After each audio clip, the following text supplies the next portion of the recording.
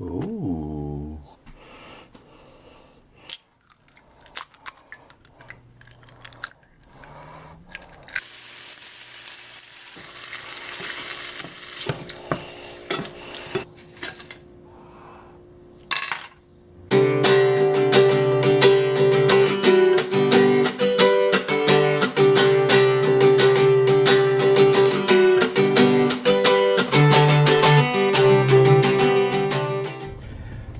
Class is done for the day. I'm gonna get something to eat. I don't know where yet. All I know is I need some food. Yeah. So yesterday I posted yesterday I posted that video of the daily video of the day, but I did not include a clip. One of the clips that I put in was something that I learned from my exercise physiology course, which I thought was interesting. And then before I took it out, I realized, one, it's a long clip, and the video from yesterday was already long enough, and I don't want to add like another 5 minutes. So I figured I don't really have a lot going on today, so I might just put that clip in today, and that way people can learn. Some of you guys might already know this stuff, but some of you guys might not. So that's what this is for. I hope you like it, and I'm gonna put in that clip right now. I just left my exercise physiology class, and I learned some stuff that I thought was pretty cool. And I want to talk to you about it. So when we are trying to build muscle, focus on hypertrophy and everything like that, what you want to do is incorporate as many motor neurons as possible to help contract the muscle in order for the muscle to be under stress, and eventually it will grow to accommodate for that stress. What I always tell my clients is to make it easier for them to understand is evolution.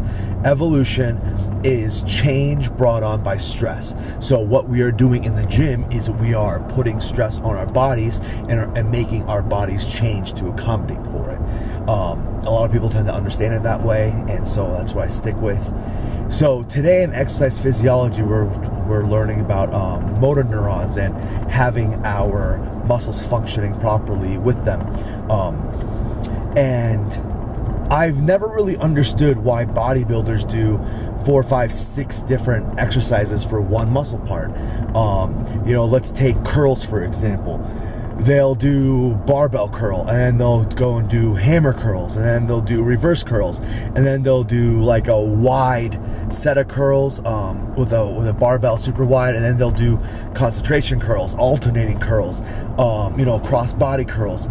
And so they'll pick 3, 4, 5 exercises and do 3 sets of each. And I always wondered, that's a lot of energy you're wasting. Why not just do one set of curls, do five sets of like just strict barbell curls or just dumbbell curls. And I understand there's different muscles and stuff like that, and that's one reason.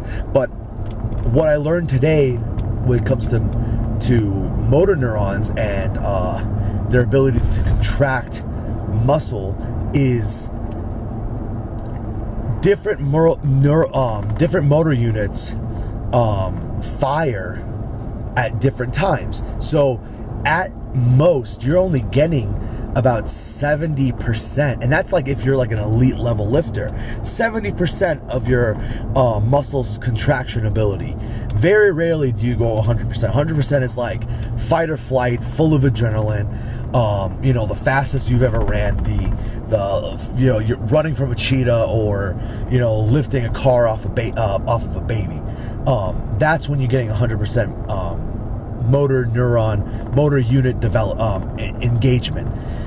So what happens is each muscle has hundreds of these motor units, and when the motor units are activated, attached to a specific number of muscle fibers, and that's what makes them contract. I mean, obviously it's deeper than that. There's a lot of other stuff that go into it, but you know, in layman's terms, basically that's it. Now, the motor units contract in order. You know, it's like 1, 2, 3, 4, 5, 6, all the way to, you know, whatever. So if you are only doing, let's say, just strict barbell bicep curls,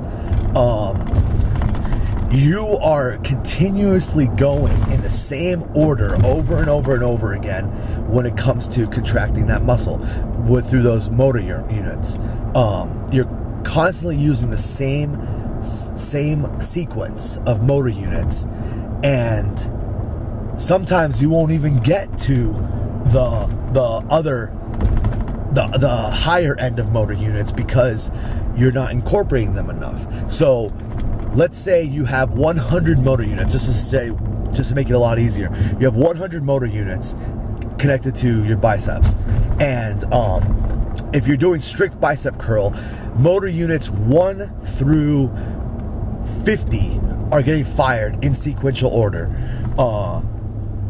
But then you switch it up and do hammer curls or reverse curls, and all of a sudden the order gets mixed up, and now number 75 is the first one to fire, and it goes 75, 80, 32, 5, 92. It jumps around. The sequence is now changed, and that's how you are going to get more activation of that muscle, and that's how you're gonna get that muscle to grow. Yes, volume has a lot to do with it. You always want to add a lot of volume to hypertrophy work, but this is how to incorporate the whole muscle belly into it. And this is something I just learned today. If you've known this for a while, I'm proud of you, because that's pretty that's pretty cool. But now I'm actually like, okay, I kind of want to do my, quote unquote accessory work a little bit more complex, rather than just hitting, a bicep curl. Maybe I'll add in 3 or 4 different types of bicep curls and hit that volume, and as well as hitting those different positions to incorporate motor of the muscle. I don't know. I thought it was really cool, so I wanted to share it. And I hope you liked it. Because I want to make this interesting. I want to teach you guys, and I also want to entertain you guys. So this is a teaching portion. So I hope I taught you. Yeah. In all of these words, in all of these chords, we're drowning in battery.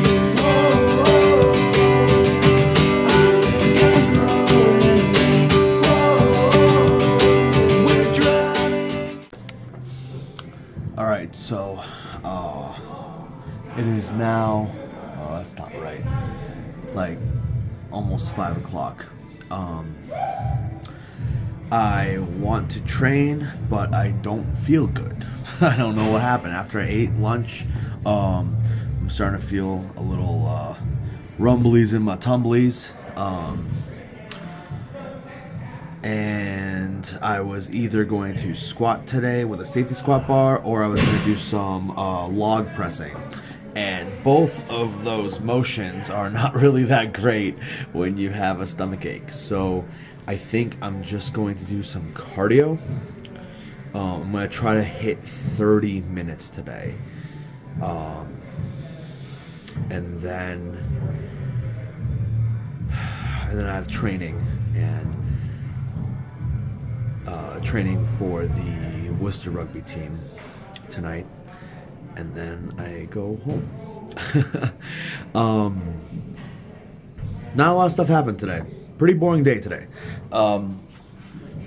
So I hope you don't mind. Also, I realize how badly I need a camera that is meant for what I am doing. I'm using just a standard camera that has a video option on it. It doesn't have a flipped screen so I could see if I'm in the frame or not. I just kind of leave it up to the vlogging gods. It has a screen that kind of like tilts up and down, but it doesn't come around and face the front to see if it's, which I think is just like a shit design. It's a Nikon too, and I usually like Nikon, but this design sucks. It's really good if you want to do like aerial shots or like really dramatic low shots, because then you could tilt the screen up and see what you're doing.